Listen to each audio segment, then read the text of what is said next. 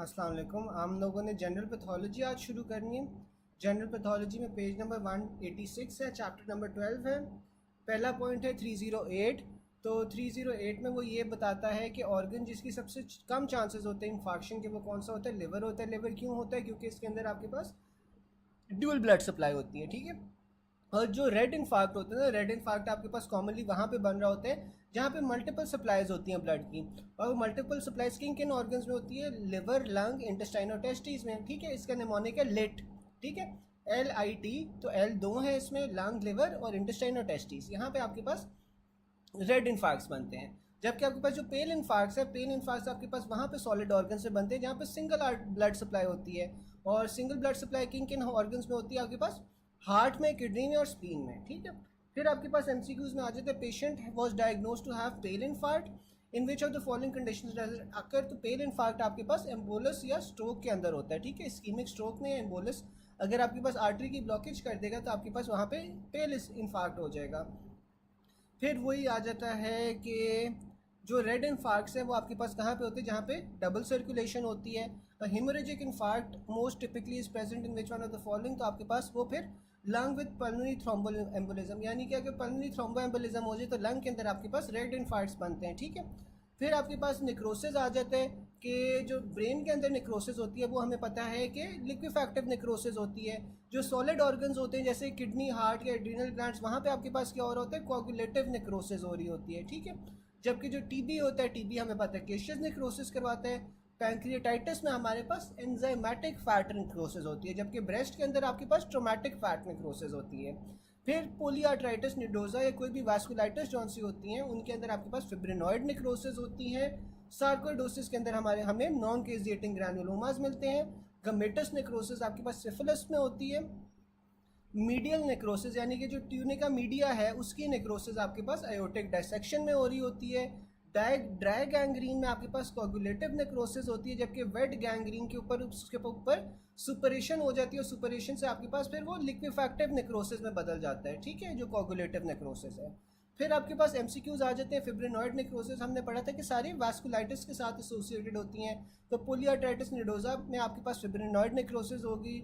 वेगनस glomerulus vasculitis के अंदर आपके पास फिब्रिनॉइड नेक्रोसिस होगी। माइक्रोस्कोपिक डायग्नोसिस ऑफ पोलीआर्ट्राइटिस निडोजा आप कैसे करोगे कि आपके पास फिब्रिनॉइड नेक्रोसिस हो रही होगी आर्टेरियोल्स में। फिर कोगुलेटिव नेक्रोसिस आ जाते हैं। गैंग्रीन में आपके पास कोगुलेटिव नेक्रोसिस होती है, ठीक है। जबकि अगर वो वेट गैंग्रीन का कह दे तो वेट गैंग्रीन के अंदर आपके पास लिक्विफैक्टिव नेक्रोसिस सुपर इम्पोज हुई होती है। Type of necrosis that occurs in cardiac cells, तो सॉलिड ऑर्गन्स के अंदर आपके पास कोगुलेटिव नेक्रोसिस हो रही होती है।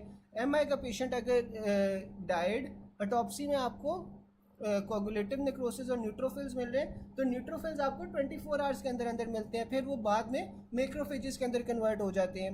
A patient suffered interior wall MI due to embolus in इस कॉर्नरी आर्टरी, तो इसमें आपके पास कोगुलेटिव नेक्रोसिस होगा, ठीक है। फिर female patient died MI, her heart size was normal, लेकिन लाइपोफस्किन अगर आपको मिल रहा है तो लाइपोफस्किन कब मिलता है? ऑटोफेगी में मिलता है। ऑटोफेगी में क्या होता है कि सेल्स जौन से होते हैं वो अपने आप को डिस्ट्रॉय कर रहे होते हैं। what type of necrosis in seen in heart and kidney, तो आपके पास वो coagulative necrosis होगा। an embolus lodged in the branch of renal artery, a day later there is focal area in which the renal outline of cells is still visible, लेकिन the nuclei have lost basophilic stilling and the cytoplasm is eosinophilic but pale. which of the following types of cellular necrosis is present? तो आपके पास ये coagulative necrosis होगी। An old male presented in ER with chest pain. Life supportive treatment was given. He died 4 days after. On autopsy, there was coagulative necrosis of the anterolateral wall of left ventricle. Microscopy में आपको क्या मिलेगा? Collagen fibroblast मिलेंगे, साथ में necrotic tissue मिलेगा, क्योंकि 4 दिन बाद जो है वो उसकी फाइंडिंग्स पूछ रहा है, ठीक है। फिर आपके पास an elderly obese man with severe atherosclerosis developed acute abdominal pain on laparotomy. Small intestine dark है कलर में, सुपीरियर मीजेंटेरिक आर्टरी एथरोस्क्लेरोज्ड है, थ्रोम्बोज्ड है। The small intestine pathology will be called wet gangrene, ठीक है। जो intestine में आपके पास wait gangrene हो रहा होता है जब इस तरह की सिचुएशन हो जाए। यहाँ तक किसी को कोई क्वेश्चन हो, किसी को कोई चीज़ ना समझ आई हो?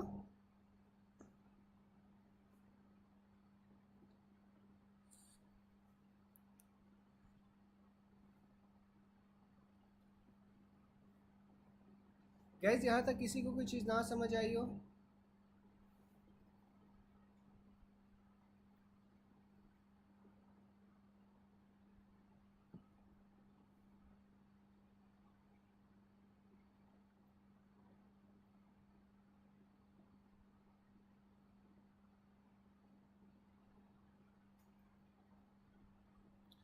इंटेस्टाइन में, अच्छा इंटेस्टाइन्स में आपके पास कौन सा होता है ना, वो स्मॉल इंटेस्टाइन में लिक्विफैक्टिव नेक्रोसिस भी हो रहा होता है, ठीक है।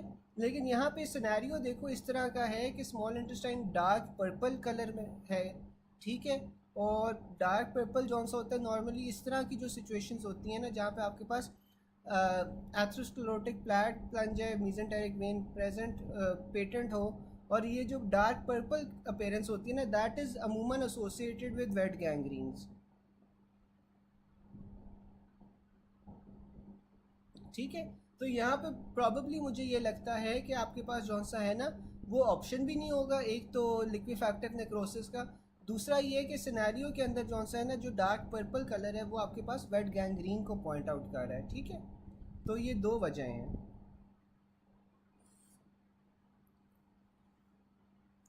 An old male presented in ER with severe chest pain. Life supportive treatment was given. He died after 4 days. On autopsy, there was coagulative necrosis of anterolateral wall of left ventricle. Microscopy में आपको collagen fibroblast necrotic tissue मिलेगा। हाँ, तो ये 4 दिन बाद आपको fibroblast मिलते हैं ना, फाइब्रोब्लास्ट प्रीडोमिनेट करना शुरू हो जाते हैं।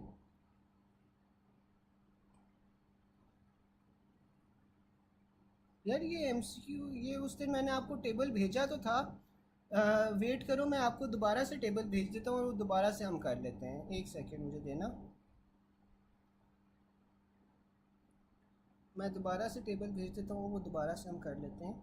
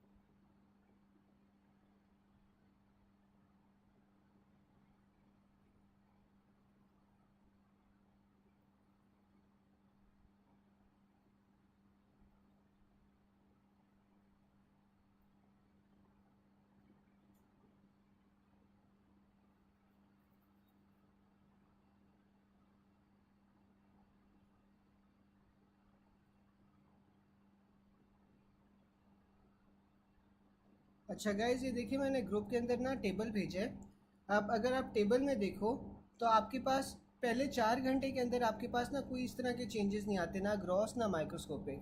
फिर आप जौन सा है ना देखो कि 4 से 24 आवर्स के अंदर आपके पास कोगुलेटिव नेक्रोसिस हो रहा होता है। अब 1 से 3 दिन के अंदर ना अगर वो पूछे तो 1 से 3 दिन के अंदर आपके पास जौन सा है ना वो न्यूट्रोफिल्स की जौन सी है ना वो माइग्रेशन शुरू हो जाती है, ठीक है। अब यहाँ पे उसने क्या लिखा हुआ है कि M I patient died on autopsy coagulative necrosis मिल रही है, ठीक है। कोगुलेटिव नेक्रोसिस के साथ साथ आपको न्यूट्रोफिल्स मिल रहे हैं, तो ये 24 आवर्स के अंदर होगा, ठीक है। अब देखो कोगुलेटिव नेक्रोसिस 24 आवर्स के अंदर शुरू हो जाती है ना, कोगुलेटिव नेक्रोसिस के साथ साथ न्यूट्रोफिल्स भी 24 आवर्स के अंदर आ जाते हैं। अब 1 से 3 दिन में क्या होगा कि न्यूट्रोफिल्स जो है ना पूरा का पूरा इन्वेड कर देंगे उस वाली जगह को। 1 से 3 दिन बाद क्या होगा कि न्यूट्रोफिल्स जो हैं वो रिप्लेस हो जाएंगे मैक्रोफेजेस के साथ, ठीक है। फिर 1 से 3 वीक्स के अंदर आपके पास यहाँ पे ग्रैन्युलेशन टिश्यू बन जाता है विद फाइब्रोब्लास्ट, ठीक है। और मंथ्स के अंदर आपके पास फिर फाइब्रोसिस होना शुरू हो जाती है, ठीक है।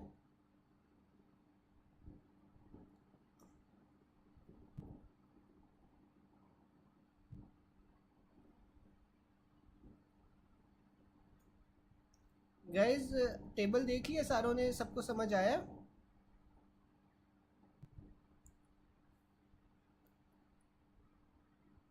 Doctor Lubna, doctor सफाना, doctor Bloch, आप लोगों को समझ आया?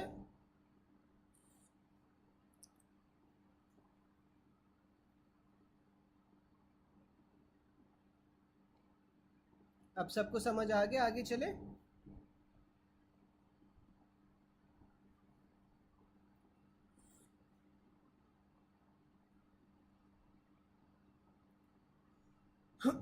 डॉक्टर बरोच आप 3 का क्या पूछना चाह रहे हैं? चलो, हाँ, ये जो फाइब्रोब्लास्ट है ना, फाइब्रोब्लास्ट आपके पास आते हैं 1 से 3 वीक्स के अंदर।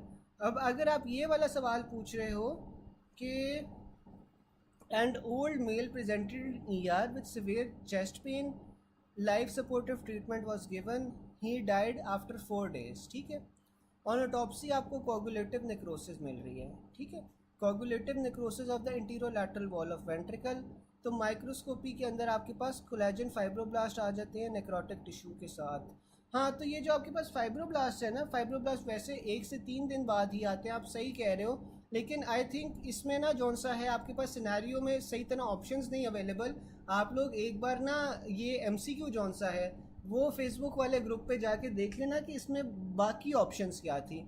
आई थिंक जो बाकी ऑप्शंस होंगी ना उसमें से सबसे बेहतर शायद यही हो, इसलिए उसने सेलेक्ट किया हुआ है। लेकिन वैसे जो आपके पास फाइब्रोब्लास्ट आते हैं ना, फाइब्रोब्लास्ट आपके पास 1 से 3 हफ्ते के अंदर ही आते हैं, ठीक है।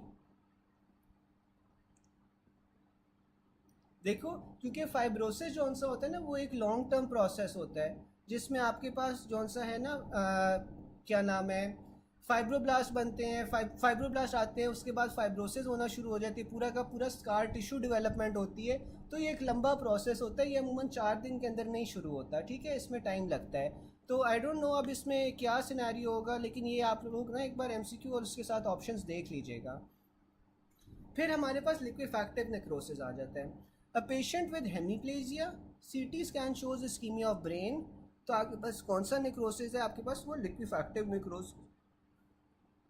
टाइप ऑफ नेक्रोसिस ब्रेन में कौन सा होता है? वो लिक्विफैक्टिव नेक्रोसिस होता है। A patient diagnosis to have stroke, on CT there was pale infarct, what could be the cause? तो आपके पास वो एम्बुलस या इस्कीमिक स्ट्रोक आएगा। फिर आपके पास आ जाता है what type of necrosis in seen and ischaemic brain injury. तो आपके पास वो लिक्विफैक्टिव होता है। A 68-year-old woman suddenly lost consciousness, on awakening 1 hour later she could not speak और move her right arm and leg. 2 महीने बाद a head CT scan showed a large cystic area in the left parietal lobe. What of the following pathological processes has most likely occurred in the brain? तो brain के अंदर आपके पास liquefactive necrosis होता है।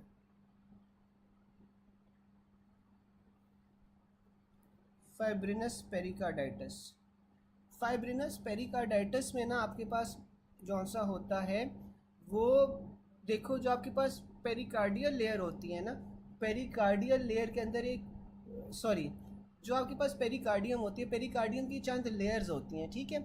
उसमें आपके पास फाइब्रस पेरिकार्डियम भी आ जाती है, सीरस पेरिकार्डियम भी आ जाती है, विस्ट्रल पेरिकार्डियम भी आ जाती है, ठीक है। फाइब्रिनस पेरिकार्डाइटिस का ये नहीं मतलब होता कि वहाँ पे फाइब्रोसिस हो रहा है, लेकिन फाइब्रोनस पेरिकार्डाइटिस का मतलब होता है जो आउटर लेयर है ना आपके पास पेरिकार्डियम की, उसका इन्फ्लेमेशन हो रहा है, ठीक है। तो नहीं, उसके साथ डॉक्टर साहिबा रिलेटेड नहीं है। ये तो ये कह रहा है कि जो आपके पास फाइब्रोसिस हो रहा है कि कोलेजन के जो फाइब्रोब्लास्ट है ना वो अपना डिपोजिशन करवा रहे हैं या फाइब्रोसिस करवा रहे हैं। तो no, this is not related to fibrinous pericarditis, क्योंकि फाइब्रिनस पेरिकार्डाइटिस में बेसिकली जो फाइब्रस पार्ट होता है ना ऑफ द पेरिकार्डियम उसकी इन्फ्लेमेशन हो रही होती है। तो ये वो उसकी बात नहीं कर रहा है, ये फाइब्रोसिस की बात कर रहा है। और फाइब्रोसिस जो होता है वो 1 से 3 हफ्ते में ही होता है, ठीक है।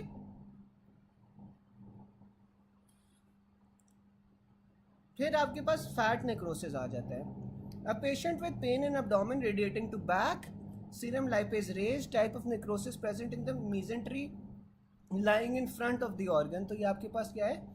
पैंक्रेटाइटिस का सिनेरियो है। पैंक्रेटाइटिस में आपके पास फैट नेक्रोसिस होता है, जबकि ब्रेस्ट के अंदर आपके पास ट्रोमैटिक नेक्रोसिस होता है, ट्रोमैटिक फैट नेक्रोसिस होता है। पैंक्रेटाइटिस में एंजाइमेटिक फैट नेक्रोसिस होता है। What type of necrosis is seen in acute pericarditis? तो आपके पास वो फैट नेक्रोसिस होगा। Necrosis seen in omentum during pancreatitis, तो फैट नेक्रोसिस है, ये सारा वही है, ठीक है। फिर हमारे पास केसियस नेक्रोसिस आ जाता है। A patient with right hypochondrium pain, liver biopsy shows large epithelioid cells with granulomatous disease in center, one giant cell with multiple nucleoli in periphery, what is it indicating? तो ये आपके पास केजियस नेक्रोसिस होगा, क्योंकि liver की बात हो रही है और लिवर के साथ साथ टीबी की बात हो रही है। तो टीबी के अंदर हमें पता है कि एपिथेलियोइड सेल्स होते हैं, ग्रैन्युलोमास होते हैं, तो ये आपके पास केजियस नेक्रोसिस है। On histology, histological examination of liver shows centrally distorted area that is surrounded by epithelioid lymphocytes and giant cells. Which one of the following is the likely lesion? तो आपके पास वो caseous necrosis आ जाएगा। On microscopy of lymph nodes biopsy specimen granuloma was found, तो ये आपके पास caseous necrosis है। Non caseating granuloma, hilar lymphadenopathy, hypercalcaemia, तो ये आपके पास क्या है? सार्कोइडोसिस है। Fever for 6 months, hilar lymphadenopathy, caseous necrosis, तो ये आपके पास टीपी का सिनेरियो है। फिर आपके पास आ जाता है कि a patient with cervical lymphadenopathy, chest X ray पे आपको बायलैटरल हाइलर लिम्फेडिनोपैथी मिल रही है। बायोप्सी पे आपके पास ग्रैन्युलोमा है with granulomatous necrosis in the submandibular और सबलिंगुअल ग्लैंड, तो ये आपके पास सार्कोइडोसिस का सिनेरियो है। ठीक है ना? यहाँ तक यार किसी को कोई चीज़ ना समझ आई हो?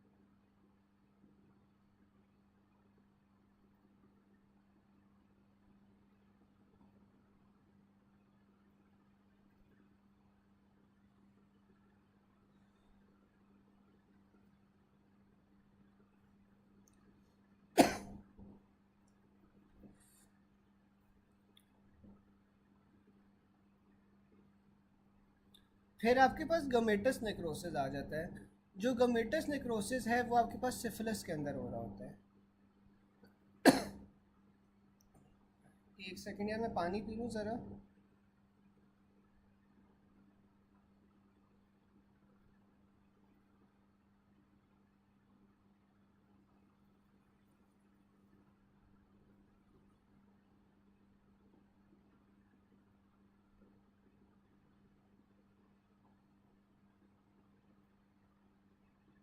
अच्छा डॉक्टर बलूच, जो लाइपोफस्किन है ना, लाइपोफस्किन आपके पास एक येलो ब्राउन पिगमेंट होता है जो कि सेल्स के अंदर ओवर टाइम जो सा है ना वो अक्यूमुलेट करना शुरू हो जाता है।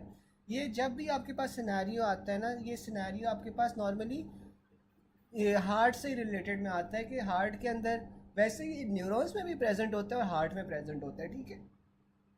तो मैंने अभी तक क्या बताया कि जो लाइपोफस्किन है ना, ये है जो सेल्स के अंदर ओवर टाइम अक्यूमुलेट करना शुरू हो जाता है। ये आपके पास जौन सा होता है, ये कार्डियक मायोसाइट्स और साथ में न्यूरॉन्स के अंदर प्रेजेंट होता है।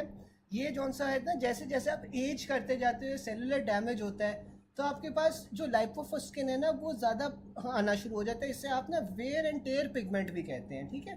तो ये वेयर एंड टेयर पिगमेंट जौन सा होता है ना, ये आपके पास येलो ब्राउन कलर का होता है, कार्डियक सेल्स में पाया जाता है, न्यूरॉन्स में पाया जाता है, और इसकी जो क्वांटिटी है ना एज यू एज वो ज़्यादा होती जाती है। ठीक है? फिर हमारे पास आ रहा है कि गमेटस नेक्रोसिस। जो गमाज हैं ये आपको पता है कि ये सिफिलिस के अंदर प्रेजेंट होते हैं, और मुझे कोई बता सकता है ये जो गमेटस नेक्रोसिस है ये सिफिलिस के किस स्टेज के अंदर पाया जाएगा? जो गमेटस नेक्रोसिस है ये सिफिलिस की किस स्टेज के अंदर पाया जाएगा?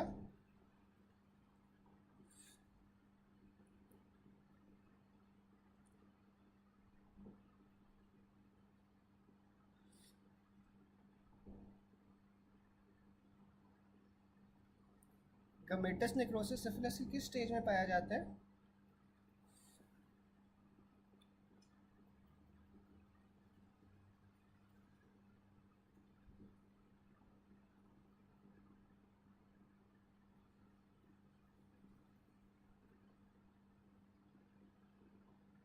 बिल्कुल टर्शरी सिफिलिस में होता है।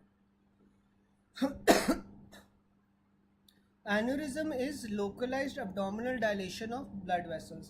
तो ये जो आपके पास एन्यूरिज्म होता है ये आपके पास लोकलाइज्ड डायलेशन होती है ब्लड वेसल्स की। डिफिशिएंसी या lack in tunica media due to developmental weakness. तो हमें पता है जो आपके पास ट्यूनिका मीडिया होती है उसकी डिफिशिएंसी की वजह से हमारे पास बेरी एन्यूरिज्म होता है। ठीक है, अगर ट्यूनिका मीडिया की नेक्रोसिस हो जाए तो इसमें आपके पास क्या होगा, इसे आप सिस्टिक मीडियल नेक्रोसिस कहते हो। ठीक है, ट्यूनिका मीडिया की नेक्रोसिस हो जाए तो वहाँ पे फिर सिस्ट बन जाते हैं। ठीक है, क्योंकि वॉल की डिफिशिएंसी हो जाती है तो इसे हम सिस्टिक मीडियल नेक्रोसिस कहते हैं। डिफिशिएंसी ऑफ ट्यूनिका इंटिमा अगर हो जाए तो ट्यूनिका इंटिमा की डिफिशिएंसी की वजह से आपके पास फिर डिसेक्टिंग एन्यूरिज्म हो जाता है। असेंडिंग आयोटिक एन्यूरिज्म अगर आ जाए तो थिंक सिस्टिक मीडियल नेक्रोसिस या कनेक्टिव टिश्यू डिजीज। अगर आपके पास असेंडिंग आयोटा के अंदर एन्यूरिज्म हो तो फिर आपने सिस्टिक मीडियल नेक्रोसिस का सोचना है। ठीक है, और अगर आपके पास डिसेंडिंग थोरैसिक आयोटा में एन्यूरिज्म हो तो फिर आपने एथरोस्क्लेरोसिस का सोचना है। फिर आपके पास यार ट्रू एन्यूरिज्म्स और फॉल्स एन्यूरिज्म्स आ जाते हैं। जो ट्रू एन्यूरिज्म्स हैं वो आपके पास जौन सा है तीनों की तीनों लेयर्स को इन्वॉल्व करते हैं। ठीक है, जो ब्लड वेसल्स की होती हैं। नहीं, अच्छा डॉक्टर मुनीब ये है कि ना आज मुझे लगता है कि पैथोलॉजी शायद ना ख़त्म हो, तो पैथोलॉजी का ना I will take another lecture. ठीक है, कल जो आपकी एसके की क्लास होगी ना उससे पहले पहले मैं पैथोलॉजी का एक और क्लास लूँगा, क्योंकि मैं ये चाह रहा हूँ कि हम एमसीक्यूज़ भी ना साथ साथ कर लें, क्योंकि कल भी एमसीक्यूज़ मिस हो गए थे। तो आई विल ट्राई कि कल आफ्टरनून में ना मैं पैथोलॉजी की एक और क्लास ले लूँ, पैथोलॉजी हम उसमें कंप्लीट कर लेंगे और उसमें ना फिर हम एमसीक्यूज़ भी कर लेंगे, और रात को ना फिर हम न्यूरो कर लेंगे। और न्यूरो जौन सी आप लोगों ने इस तरह करनी है कि जो जो चीज़ें आपको नहीं समझ आ रही ना या जो जो चीज़ें डिफ़िकल्ट है वो आपने जौन सा है ना मेंशन कर देनी है ग्रुप में। और फिर ये है कि जो न्यूरो है ना वो कोशिश ये करते हैं कि एमसीक्यू बेस्ड ना उसकी तैयारी करें, कि हम एमसीक्यूज़ पे ज़्यादा फोकस करें, थ्योरी पे कम फोकस करें, क्योंकि एमसीक्यूज़ जौन से ना उससे फिर ये होगा कि आपके काफ़ी सारे concept, multiple concepts in one MCQ cover हो सकते हैं। ठीक है, तो न्यूरो हम इस तरह कर लेंगे। चलें आफ्टर 4 रख लेंगे, हाँ आफ्टर 4 रख लेंगे। ठीक है, ठीक है ना। तो हम इस तरह करेंगे कि कल पैथोलॉजी का पहले एक क्लास रख लेंगे। आपकी जो एस के क्लास है वो तकरीबन 6-6:30 पे शुरू होती है, तो हम ये 2-2.5 घंटे के अंदर जौन सा है ना पहले पैथोलॉजी कंप्लीट करेंगे और फिर रात को जौन सा ना हम सीएनएस कर लेंगे। लेकिन सीएनएस में आप लोगों ने भी थोड़ा सा अपना फीडबैक देना है, क्योंकि एक दिन में सीएनएस नहीं होगी पूरी की पूरी। ठीक है, तो उसमें हम ज़ाहिर सिलेक्टिव चीज़ें फिर करेंगे। ठीक है, अच्छा फिर हमारे पास ना ट्रू एनोरिज्म्स आ जाते हैं। अब जो ट्रू एनोरिज्म्स है ना, ट्रू एनोरिज्म्स में आपके पास तीनों की तीनों लेयर्स जो सी होती हैं ना वो ब्लड वेसल की इन्वॉल्व होती हैं। और इसमें आपके पास एग्जांपल्स में क्या आ जाता है, एथ्रोस्क्लेरोटिक एन्यूरिज्म्स आ जाते हैं, सिफिलिटिक एन्यूरिज्म्स आ जाते हैं, लेफ्ट वेंट्रिकुलर एन्यूरिज्म्स आ जाते हैं।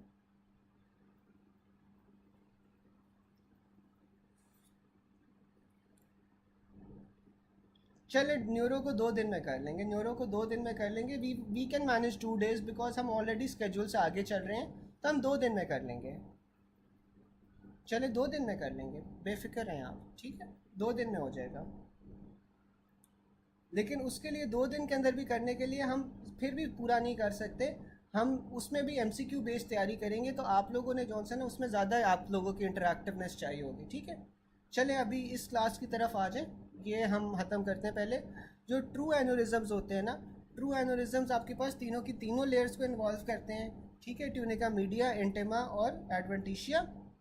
और इसमें आपके पास जो एग्जांपल्स आ जाती हैं वो एथ्रोस्क्लेरोटिक एन्यूरिज्म्स की आ जाती हैं, सिफिलिटिक एन्यूरिज्म्स की आ जाती हैं, लेफ्ट वेंट्रिकुलर एन्यूरिज्म्स की आ जाती हैं। ठीक है,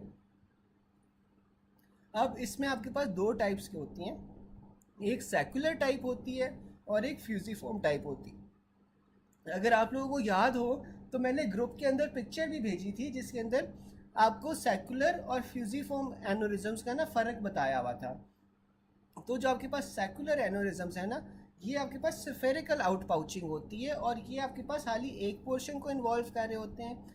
जबकि आपके पास जो फ्यूजिफॉर्म एनोरिज्म्स हैं इनके अंदर सर्कमफेरेंशियल डायलेशन हो रही होती है, यानी कि ये ब्रॉडर होते हैं। ठीक है, फिर आपके पास फॉल्स एनोरिज्म्स आ जाते हैं। जो फॉल्स एनोरिज्म्स होते हैं इसमें क्या होता है, कि वैस्कुलर वॉल ब्रीच हो रही होती है leading to an extra vascular hematoma या पल्सेटिंग हीमाटोमा। अब ऊपर ट्रू एन्यूरिज्म्स के अंदर आपके पास तीनों की तीनों लेयर्स इन्वॉल्व हो रही थी, लेकिन जो फॉल्स एन्यूरिज्म है, फॉल्स एन्यूरिज्म के अंदर आपके पास वैस्कुलर वॉल ब्रीच हो रही है जिस वजह से कोई एक्स्ट्रा वैस्कुलर हीमाटोमा बन रहा है। इसमें आपके पास एग्जांपल्स डायसेक्टिंग एन्यूरिज्म्स, बेरी एन्यूरिज्म्स और अब्डोमिनल अयोटिक एन्यूरिज्म, सिफिलिटिक एन्यूरिज्म्स ये आ जाती हैं। अब जो आपके पास डायसेक्टिंग एन्यूरिज्म्स है, इसमें क्या हो रहा होता है, arises when blood enters the wall of N artery dissecting between its layers. ठीक है,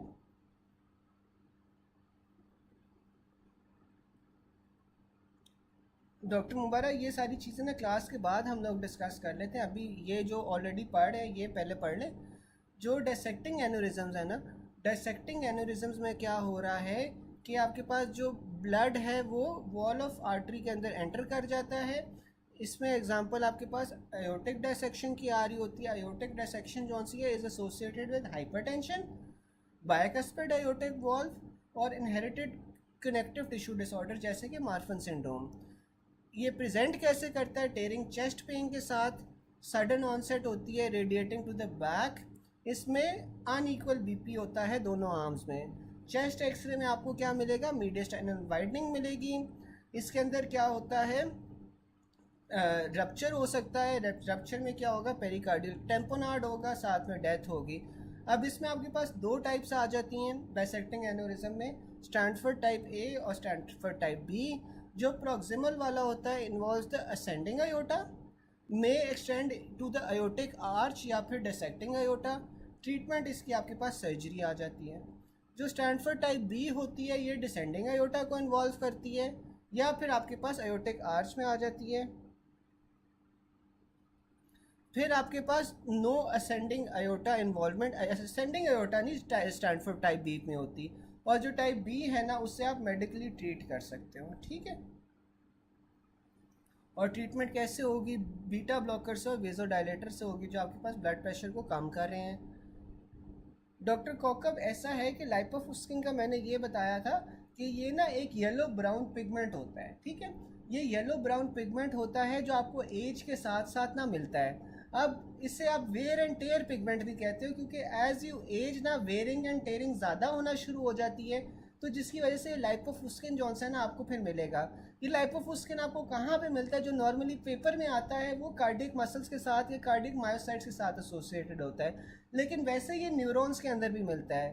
तो इसमें ना एज के साथ साथ आपके पास जैसे वेयर एंड टेयर होना शुरू होती है तो आपके पास लाइपोफुस्किन के येलो ब्राउन जो पिगमेंट्स है ना वो अपेयर होना शुरू हो जाते हैं, ये मैंने बताया था। ठीक है, फिर आपके पास बेरी एनोरिज्म्स आ जाते हैं। जो बेरी एनोरिज्म्स हैं are small saccular lesions of most often seen in smaller arteries of the brain, especially in the circle of Willis। तो बेरी एनोरिज्म जो से ना वो आपको स्मॉलर आर्टरीज पे मिलते हैं और ये एसोसिएटेड होते हैं सर्कल ऑफ विलस के साथ। ये एथरोस्क्लेरोसिस के साथ तो रिलेटेड नहीं होते, और जो बेरी एनोरिज्म्स हैं बर्थ के अंदर are not present but develop at sites of congenital medial weakness at bifurcations. ठीक है, तो ये जो बेरी एनोरिज्म्स हैं ये बर्थ में आपके पास प्रेजेंट नहीं होंगे, ना ही आपके पास एथरोस्क्लेरोसिस की वजह से हो रहे होते हैं। ये आपके पास ऐसी साइट्स पे हो रहे होते हैं जहाँ पे ट्यूनिका मीडिया की वीकनेस होती है, जैसे कि जो बाइफर्केशंस होती हैं जहाँ पे एक आर्टरी दो में डिवाइड हो रही होती है वहाँ पे ये प्रेजेंट होते हैं, specially of the cerebral arteries. These aneurysms are most frequent cause of subarachnoid haemorrhage. तो यहाँ पे आपके पास सब अरेकिनॉइड हेमरेज हो सकता है, यानी कि जो आपके पास यहाँ पे एनोरिज्म है ना वो बर्स्ट करके जो ब्लड है वो आपके पास सीएसएफ में जा सकता है। फिर आपके पास often this is an associated with adult polycystic kidney disease. ठीक है, तो जो बेरी एनोरिज्म है वो आपके पास अडल्ट पॉलीसिस्टिक किडनी डिजीज़ के साथ एसोसिएटेड होता है। फिर आपके पास अब्डोमिनल अयोटिक एनोरिज्म्स आ जाते हैं। जो अब्डोमिनल अयोटिक एनोरिज्म्स होते हैं ना इसमें क्या होता है कि एथरोस्क्लेरोटिक एनोरिज्म्स होते हैं जो कि ज़्यादातर एसोसिएटेड होते हैं with the descending specially the abdominal aorta. इनमें एसोसिएटेड रिस्क फैक्टर क्या होता है, एथरोस्क्लेरोसिस होता है। रिस्क फैक्टर जो होता है उसमें टबाको यूज़ आ जाता है, इंक्रीज एज आ जाता है, मेल सेक्स आ जाता है, फैमिली हिस्ट्री अगर कोई हो, और may present as a pulsatile mass in the abdomen. फिर आपके पास सिफिलिटिक एनोरिज्म्स आ जाते हैं। सिफिलिटिक एनोरिज्म्स में क्या होता है, that is a manifestation of tertiary syphilis. जो सिफिलिटिक एनोरिज्म्स है ना, सिफिलिटिक एनोरिज्म्स आपके पास टर्शरी सिफिलिस के अंदर प्रेजेंट होंगे, characterised by obliterative endarteritis of the vasa vasorum and necrosis of media. इसमें ट्री बार्क अपीयरेंस मिलती है। अब ये जो सिफिलिटिक एनोरिज्म्स है ना, इसमें आपके पास क्या होगा कि एंड आर्थराइटिस हो जाता है वेजा वेजोरम का। जो वेजा वेजोरम होती है ना, वो छोटी छोटी आपके पास आर्टरीज होती हैं which supply the major blood vessels. तो इन छोटी छोटी आर्टरीज में जौन सा है ना ब्लॉकेज आ जाता है। इनमें अगर ब्लॉकेज आ जाएगा तो आपके पास ट्री बार्क अपीयरेंस होगी, ठीक है, दरख्त की शाखों की तरह ना आपके पास यहाँ पे अपीयरेंस आएगी। और unlike atherosclerotic aneurysms, syphilitic aneurysms characteristically involve the ascending aorta. ये असेंडिंग आयोटा को इन्वॉल्व करेंगे। क्लिनिकल फाइंडिंग्स में आपको क्या मिलेगा, आयोटिक रीगर्ज मिलेगी, ब्रासी कफ मिलेगी due to the compression of left recurrent laryngeal nerve. ठीक है डॉक्टर बलोच, आपको एनोरिज्म्स मिक्स हो जाते हैं। अच्छा यार, इसके अलावा इस टेबल में से किसी को कोई क्वेश्चन हो?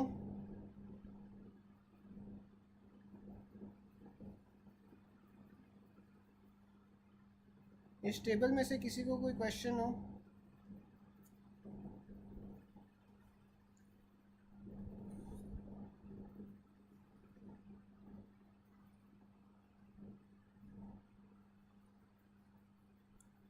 बाकी किसी को कोई क्वेश्चन हो?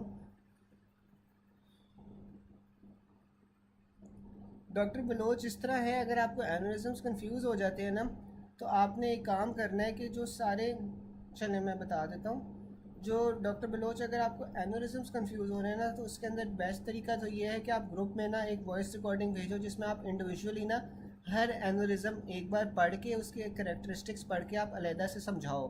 तो इससे ये है कि यार जो आपके जो आप पढ़ाते हो, जो आप बोलते हो ना, वो आपको बेहतर तरीके से याद हो सकता है। ठीक है, क्योंकि देखो मैं आपको पढ़ के बता सकता हूँ, लेकिन इवेंचुअली जो याद करना है वो आपने खुद करना है। ठीक है ना, तो इसका सबसे बेहतर तरीका ये है कि आप ना एक बार सारे एनोरिज्म जौन सा है वो ग्रुप में इस वॉइस रिकॉर्डिंग के फॉर्म में सबको समझाओ ताकि आपको याद हो जाए। Dissecting aneurysm. अच्छा, अब डिसेक्टिंग एनोरिज्म में क्या हो रहा होता है? डिसेक्टिंग एनोरिज्म में ना आपके पास अमूमन क्या होता है कि जो ट्यूनिका एंटेमा होता है ना, उसका ब्रीच हो जाता है। जो सबसे अंदर वाली लेयर होती है ना, उसका ब्रीच हो जाएगा। अब उसका अगर ब्रीच हो गया है तो ब्लड जौन सा है ना, वो लेयर्स के दरमियान में फंस जाएगा। कौन सी लेयर्स के दरमियान में फंस जाएगा? ट्यूनिका एंटेमा से जौन सा है ना, वो अंदर जाएगा। अंदर जाके आपके पास जो बाकी ट्यूनिका मीडिया और ट्यूनिका एंटेमा की लेयर है ना, उसके अंदर ब्लड जाके वो फंस जाएगा, हीमाटोमा टाइप एक चीज़ बना देगा। ठीक है, तो आप उसमें क्या लिखा, rises with blood enters wall of N artery dissecting between its layers. ठीक है ना, तो अंदर वाली लेयर के अंदर आपके पास क्या हुआ, कोई जौन सा है अंदर वाली लेयर जौन सी है ना, वो डैमेज हो गई। अंदर वाली लेयर डैमेज होने की वजह से लेयर्स के दरमियान में आपके पास खून जौन सा है ना, वो फंस जाएगा। ठीक है, जब वहाँ पे ब्लड एक्यूमुलेट हो जाता है तो इसमें इसे आप आयोटिक डायसेक्शन भी कहते हो। अब आयोटिक डायसेक्शन में क्या हो रहा होता है और ये क्यों एसोसिएटेड होता है? देखो, या तो ये हाइपरटेंशन की वजह से एसोसिएटेड होगा। हाइपरटेंशन में क्या होगा कि ब्लड प्रेशर ज़्यादा होगा तो वॉल जो आपके पास ट्यूनिका एंटेमा है उसका रप्चर के चांसेस इंक्रीज हो जाएंगे। बाइकास्पिड आयोटिक वॉल्व और साथ में इनहेरिटेड टिश्यू डिसऑर्डर्स में आपके पास क्या हो रहा होता है, इसके अंदर आपके पास जो ट्यूनिका जो वेसल वॉल्स होती हैं, वेसल वॉल्स की वीकनेस हो जाती है। तो जब आपके पास वेसल वॉल्स की वीकनेस होगी, बीच में जो कोलेजन फाइबर्स होते हैं वो इतने स्ट्रॉन्ग नहीं होंगे, तो तब भी आपके पास ये एनोरिज्म हो सकता है। ठीक है, ब्लड आपके पास एक्यूमुलेट हो जाएगा बिटवीन द लेयर्स। फिर ये प्रेजेंट कैसे करता है? ये टेयरिंग चेस्ट पेन के साथ प्रेजेंट करता है। ठीक है, ऑफ सडन ऑनसेट, एकदम से आपके पास पेशेंट आएगा, उसे प्रीवियसली कोई हिस्ट्री नहीं होगी, वो ऐसे प्रेजेंट करेगा कि उसका जो सीना है, वो जो दिल है वो सीने से बाहर निकल रहा है। ठीक है, टेयरिंग चेस्ट पेन के साथ प्रेजेंट करेगा। साथ में ये बैक की तरफ रेडिएट करता है। इसमें आपके पास दोनों साइड्स में जो बीपी है ना, वो अनइक्वल होगा। ठीक है चेस्ट एक्सरे में आपको मीडियस्टाइनल वाइडनिंग मिलेगी। क्योंकि देखो वहाँ पे आपके पास ब्लड अक्यूमुलेट होए जा रहा है होए जा रहा है होए जा रहा है, तो मीडियस्टाइनम जौन सा है ना वो वाइड हो जाएगा। और रप्चर के अंदर क्या होता है, जब आपके पास रप्चर अगर हो जाए तो फिर कार्डियक टेम्पोनार्ड हो जाएगा, ठीक है, यानी कि आपके पास जो हार्ट है उसके अराउंड सारा ब्लड जमा हो जाएगा and it can result in death. अब इसके अंदर आपके पास फिर दो टाइप्स आ जाती हैं, स्टैंडफोर्ड टाइप ए है और स्टैंडफोर्ड टाइप बी है।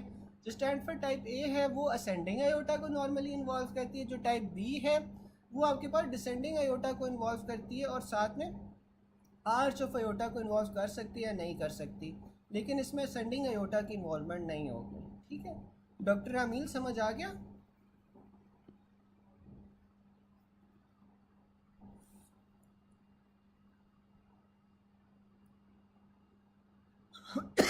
अच्छा, फिर हम एमसीक्यूज देख रहे थे।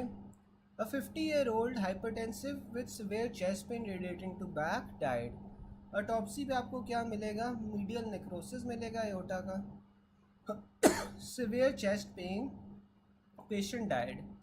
ऑन ऑटोप्सी डायसेक्टिंग अयोटा मिली है, तो आपके पास क्या कॉज है? Medial necrosis. Medial necrosis on autopsy is seen in dissecting aneurysms. A patient presented with decreased peripheral pulsation of with abdominal pain and creatinine kinase normal and pulsating abdominal mass with fasting glucose 130 से 150 for the last 20 years। तो ये आपके पास abdominal aortic aneurysm है। A 40-year-old man hypertensive है, sudden chest pain है, massive hemorrhage है, died। और in year he is found to have aortic dissection, तो इसमें आपके पास मीडियल नेक्रोसिस है। ठीक है, एथेरोमा की क्या कॉज होती है? डायस्टोलिक हाइपरटेंशन होती है। A young mail presented with unequal BP reading in both arms. On examination आपको विजिबल इंटरकोस्टल पल्सेशंस मिल रही हैं, तो ये आपके पास पोस्टडक्टल aortic coarctation है। फिर वो डिफरेंस बता रहा है, a 30-year-old male suddenly died suddenly after sudden rise in blood pressure। On autopsy, the ruptured vessel becomes completely lacked in tunica media at the point of aneurysm। तो tunica media का lack है, तो ये आपके पास berry aneurysm है। फिर a 30-year-old male died suddenly after sudden rise of blood pressure. On autopsy आपको रप्चर्ड वेसल मिली है, completely lack the tunica intima. अब ये रप्चर्ड वेसल है लेकिन ये ट्यूनिका इंटेमा को इफेक्ट कर रही है, तो ट्यूनिका इंटेमा के साथ आपके पास डायसेक्टिंग एनोरिज्म होता है। ठीक है, फिर a thrombus in artery to retina will do infarction. Thrombus of macrophages to epithelioid cells in chronic granulomatous inflammation is mainly brought about by which of the following। तो ये आपके पास इंटरफेरॉन गामा होता है। ठीक है, जो आपके पास एपिथेलियोइड सेल्स को बना रहा होता है, मैक्रोफेजेस से एपिथेलियोइड सेल्स बना रहा होता है क्रॉनिक ग्रैनुलोमेटस इन्फ्लेमेशन के अंदर। गैस यहाँ तक किसी को कोई चीज़ ना समझ आई हो?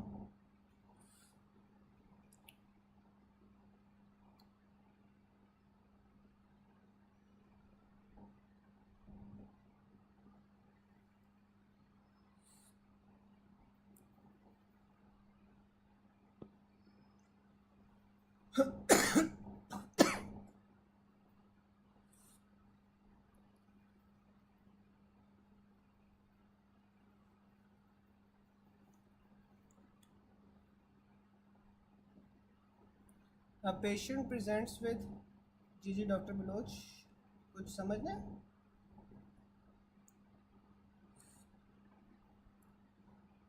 अच्छा, patient presents with type 2 diabetes, most likely complication in limb.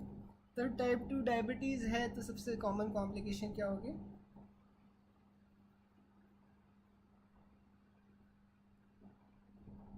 Dissecting aorta और फॉल्स। तो डॉक्टर बलोच, ये जो आपके पास डायसेक्टिंग अयोटा है ना, जो डायसेक्टिंग अयोटिक एनोरिज्म है, ये एक टाइप है फॉल्स एनोरिज्म की। ठीक है ना, फॉल्स एनोरिज्म की ही एक टाइप है जो डायसेक्टिंग अयोटिक एनोरिज्म है। ठीक है, ठीक है ना, ये जो डायसेक्टिंग अयोटिक एनोरिज्म है that's a type of false aneurysm.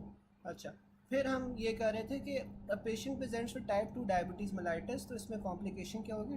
Dry gangrene होगी। ठीक है, व्हेन आज गैंग्रीन इन डायबिटीज़, तो आपके पास ये ड्राई गैंग्रीन है। व्हेन आज diabetes with common complication in limbs, तो ये आपके पास ड्राई गैंग्रीन होती है, ठीक है। तो ये ना आपने ड्राई गैंग्रीन की तरफ ही जाना है। हाँ आई नो कि काफ़ी ज़्यादा जो आपके पास है ना, जो पुरानी कीज़ है, पुरानी कीज़ में ये वेट गैंग्रीन लिखा हुआ है, लेकिन अगर इस तरह आ जाए ना कि लिम्स के अंदर भी कॉम्प्लिकेशन, तो आप ड्राई गैंग्रीन की तरफ ही जाओगे। Super impose bacterial infection in ischaemic tissue results in gangrenous necrosis. What is the most common complication in diabetes in limbs, तो आपके पास वो ड्राई गैंग्रीन है। नेचुरल डिफेंस अगेंस्ट कैंसर, तो नेचुरल डिफेंस अगेंस्ट कैंसर क्या होता है? Apoptosis होता है कि सेल अपने आप को खुद ही मार देता है, ठीक है। काउंसलमैन बॉडीज़ आपको एपोप्टोसिस में मिल रही हैं। काउंसलमैन बॉडीज़ आपको वायरल फीवर में भी, वायरल हेपेटाइटिस में भी मिलती हैं, येलो फीवर में भी मिलती हैं, लेकिन येलो फीवर को आपने प्रेफर करना है इसमें, ठीक है। फिर कीमोथेरेपी, हार्मोनल थेरेपी या radiotherapy done. Shrinkage of cells, तो इसमें आपके पास क्या हो रहा है? एपोप्टोसिस हो रहा है। स्टेप इन एपोप्टोसिस क्या होता है? कैस्पेसिस की एक्टिवेशन होती है, जिससे ये एपोप्टोसिस आपके पास शुरू हो रहा होता है, ठीक है। फिर वही आ रहा है कि काउंसलमैन बॉडीज़ आपको एपोप्टोसिस में मिलती हैं, येलो फीवर में भी मिलेंगी। जो आपके पास एपोप्टोसिस होता है उसमें प्रोग्राम सेल डेथ होती है। कैंसर की श्रिंकेज जो होती है आफ्टर रेडियोथेरेपी, वो एपोप्टोसिस से हो रही होती है। ट्यूमर रेग्रेस आपके पास एपोप्टोसिस से कर रहा होता है, ठीक है। फिर आपके पास डक्ट ऑफ सबमैंडिबुलर ग्लैंड अगर ब्लॉक हो जाए बाय स्टोन, तो आपके पास जो चेंजेस आते हैं that is secondary to apoptosis. फिर आपके पास जो ग्लैंड की रिग्रेशन होती है वो भी एपोप्टोसिस से हो रही होती है। Apoptosis is induced by activation of oncosuppressor, तो ये जो ऑन्कोसप्रेसर जीन्स होते हैं ये आपके पास एपोप्टोसिस को जौन से इन्हांस कर होते हैं या एपोप्टोसिस करवा रहे होते हैं, ताकि आपके पास कैंसर सेल्स ना बन सके। जो कैंसर सेल्स होते हैं वो रैपिडली डिवाइडिंग सेल्स होते हैं, तो इसलिए आपके पास ये जो ऑन्कोसप्रेसर जीन्स हैं ये एपोप्टोसिस करवा रहे होते हैं, ताकि उसके खिलाफ एक डिफेंस मैकेनिज्म होता है। Intrinsic and extrinsic pathway of cell death are involve in apoptosis. The most important aspect of apoptosis क्या होता है कि वो ओवर क्राउडिंग ऑफ सेल्स को प्रिवेंट करता है। व्हाट स्टार्ट्स एपोप्टोसिस, तो एक्टिवेशन ऑफ कैस्पेसिस होती हैं जो आपके पास एपोप्टोसिस को शुरू कर रही होती हैं। फिर आपके पास आ जाता है कि while BCL2 and BCLX are anti apoptotic, caspases आपके पास एपोप्टोसिस शुरू करवाने में हेल्प कर रही होती है। Women with promyelocytic leukaemia presented with eosinophilic cytoplasm, mechanism इसमें क्या है? आपके पास एपोप्टोसिस है। अच्छा, इसमें यार देख लो कोई नई चीज़ तो नहीं है, सारी वही चीज़ें हैं। अगर कोई क्वेश्चन हो तो आप पूछ लो। फिर यार इंट्रिंसिक और एक्सट्रिंसिक पाथवेज आ जाते हैं। जो इंट्रिंसिक पाथवे है वो आपके पास सब एंडोथीलियल जो डैमेज होती है उसकी वजह से ये हो रहा होता है जब कोलेजन एक्सपोज हो जाता है। इंट्रिंसिक पाथवे के लिए आप APTT यूज़ करते हो। इसमें जो फैक्टर्स इन्वॉल्व होंगे वो फैक्टर 12 होगा, 11 होगा, 9 होगा और 8 होगा। जो आपके पास एक्सट्रिंसिक पाथवे है, एक्सट्रिंसिक पाथवे आपके पास टिश्यू थ्रोम्बोप्लास्टिन से एक्टिवेट हो रहा होता है, और इसके लिए आप PT यूज़ करते हो। PT यूज़ कर ईओसिनोफिलिक का मतलब होता है डॉक्टर बलोच के वो ना आपके पास ईओसिन जो डाई होती है ना उसके साथ पिंक स्टेन करता है, ठीक है। ईओसिन डाई के साथ वो पिंक कलर का होता है, ईओसिनोफिलिक का ये मतलब है। अच्छा, जो एक्सट्रिंसिक पाथवे होता है उसमें आपके पास फैक्टर 7 आ जाता है और फैक्टर 10 आ जाता है, सॉरी फैक्टर 7 आ जाता है और फैक्टर 3 आ जाता है। बाकी सारे जॉनसन है वो कॉमन पाथवे के आ जाते हैं, ठीक है। फिर all floating factors are proteins and synthesize in liver except factor 4 और 8। जो फैक्टर 4 और 8 होते हैं वो आपके पास वैस्कुलर एंडोथीलियम से बन रहे होते हैं, ठीक है। फिर आपके पास आ जाता है which factor activated clotting as well as kinin system. तो ये आपके पास हेगमैन फैक्टर या फैक्टर 12 होता है जो आपके पास क्लॉटिंग और काइनिन सिस्टम दोनों को एक्टिवेट कर रहा होता है। Laceration of on a girl's finger which when in contact with expose basement membrane kinin and platelet aggregation is achieved, which of the following factor is responsible, तो आपके पास वो हेगमैन फैक्टर आ जाता है, ठीक है।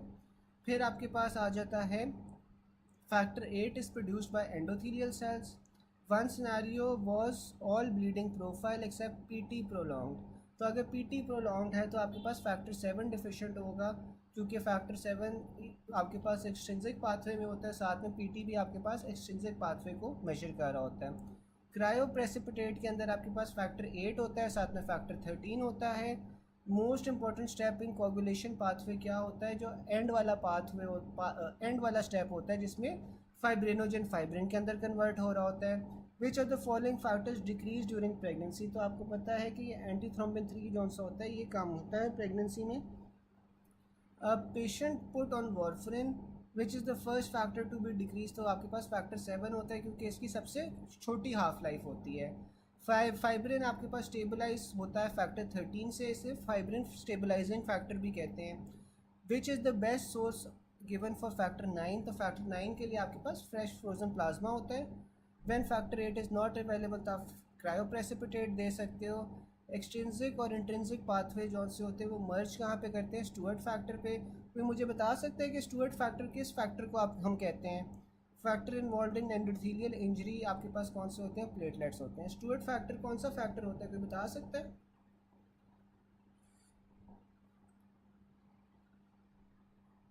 बिल्कुल फैक्टर 10 होता है। और आपको पता है कि जो इंट्रिंसिक और एक्सट्रिंसिक पाथवेज होते हैं वो फैक्टर 10 के ऊपर ही मर्ज हो रहे होते हैं ना, ठीक है।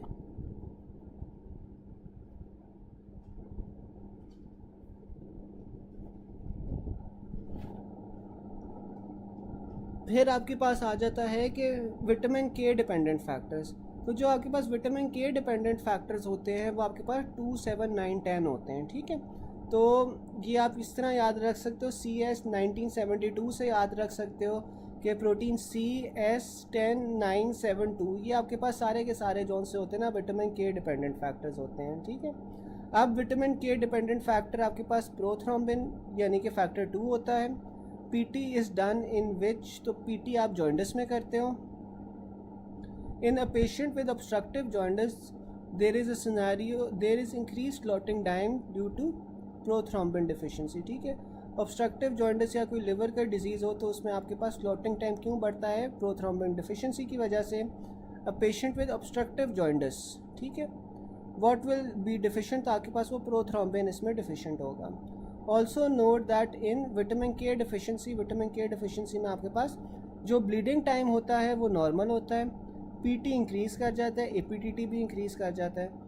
जबकि प्लेटलेट डिसऑर्डर्स के अंदर जैसे आईटीपी या टीटीपी है उसमें प्लेटलेट काउंट कम हो जाता है जिस वजह से आपके पास ब्लीडिंग टाइम बढ़ जाता है। ऑल्सो रिमेंबर इन विटामिन के डिफिशिएंसी फर्स्ट एंड फॉरमोस्ट जो फैक्टर आपके पास डिप्लीट होता है वो प्रोटीन सी होती है, फिर प्रोटीन एस होती है, फिर फैक्टर 7 होता है, ठीक है। तो विटामिन के डिफिशिएंसी के अंदर आपके पास जो फर्स्ट और फॉरमोस्ट फैक्टर डिप्लीट होता है वो प्रोटीन सी, प्रोटीन एस और फिर फैक्टर 7 होता है, ठीक है। यदि यहाँ तक किसी को कोई चीज़ ना समझ आई हो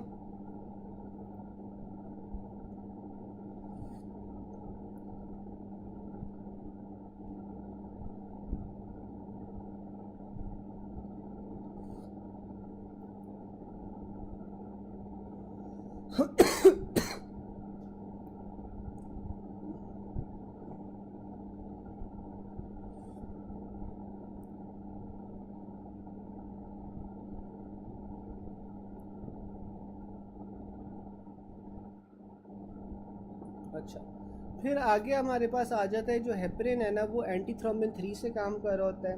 हेपरिन जो सा है वो इंट्रिंसिक पाथवे पे काम कर रहा होता है, जबकि जो वॉर्फरिन है वो एक्सट्रिंसिक पाथवे पे काम कर रहा होता है, ठीक है।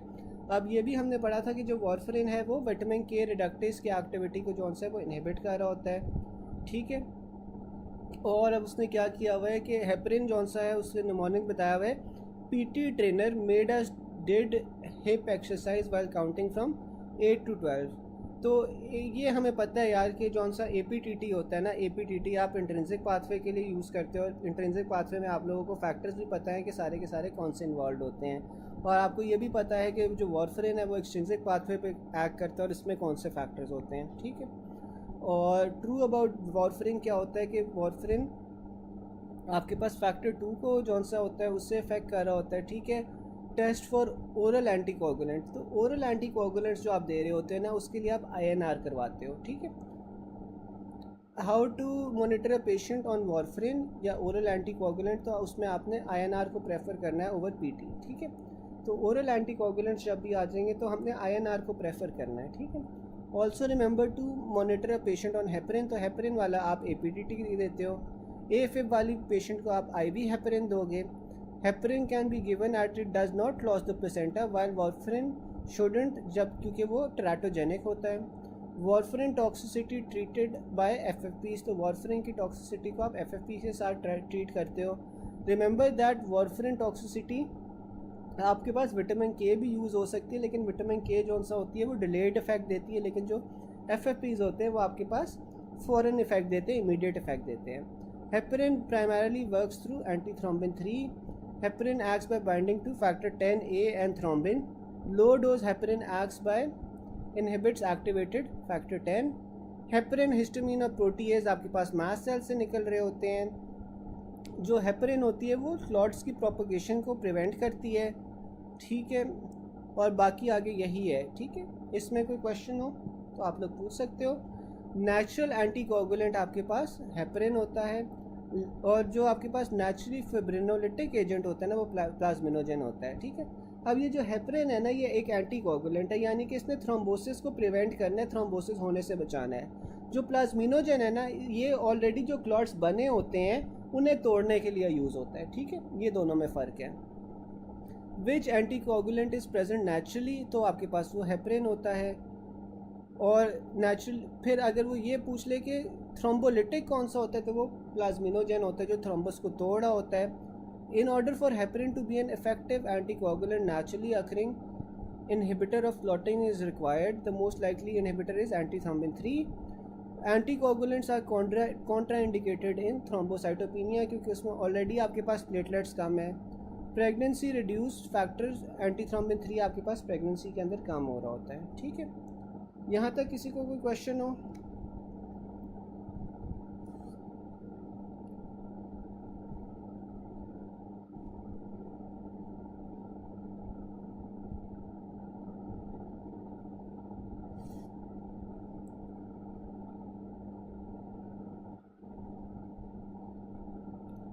अच्छा गाइज इस तरह है कि I have to go somewhere, तो आज जो सा है ना इतना ही करते हैं। कल ना मैं एक दोपहर में एक्स्ट्रा क्लास रख लूँगा, उस एक्स्ट्रा क्लास के अंदर हम पैथोलॉजी जो सा है ना वो कंप्लीट कर लेंगे।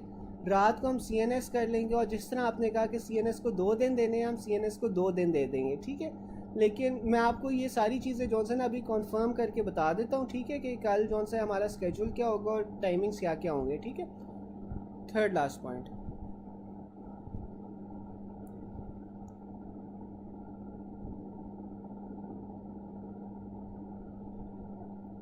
ये एंटी थ्रोम्बिन 3 है ना, मैं आपको फिर भी मज़ीद समझा देता हूँ, एक सेकेंड।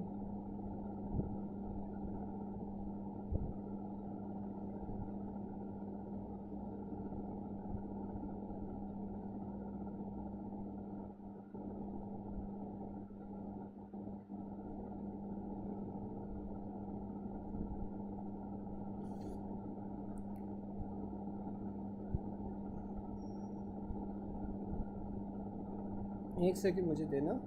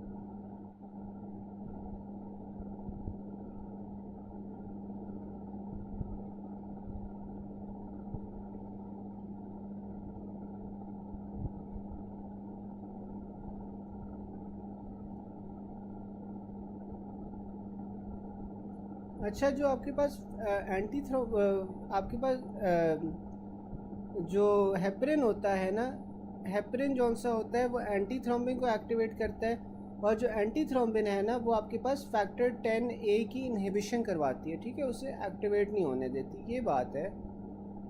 मैं आपको ना ये ग्रुप पे इसकी पिक्चर भी भेज देता हूँ, लेकिन यही होता है कि इसमें जौन सा है ना, जो हेपरिन है, हेपरिन आपके पास जौन सा है वो एंटी थ्रोम्बिन 3 को एक्टिवेट करेगी, और एंटी थ्रोम्बिन 3 जौन सी है ना वो फैक्टर 10 की एक्टिवेशन को जौन सा है ना वो रोकती है, ठीक है।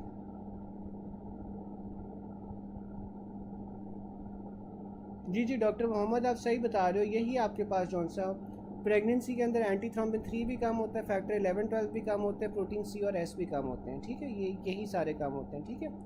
बाकी यार ये है कि कल हम ना एक दोबारा से क्लास रख लेंगे, हाँ, I will confirm the timings with you guys, ठीक है, फिर अल्लाह हाफिज़।